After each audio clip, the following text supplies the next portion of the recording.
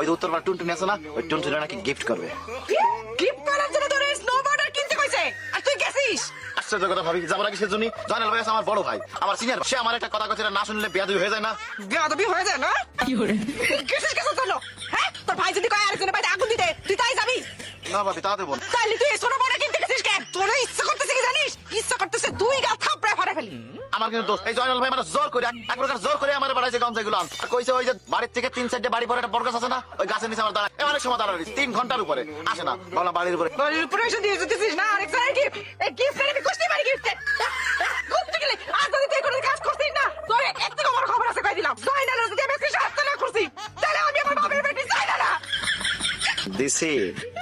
জয়নাল ভাই পুরো পেজগি লাগাই তোমার জন্য। জয়নাল ভাই, তোমার জন্য আমার প্রাণের টুনটুনি, আমার পরাণের টুনটুনির বিয়ে অন্য জায়গায় ঠিক হয়েছে। তুমি প্ল্যান দেছো না টুনটুনির আব্বারে, যদি আমার সাথে বিয়ে না দেয়, এইবার বুঝবা। তুমি বাড়ির উপর আসো, বুঝবা কারে কয়।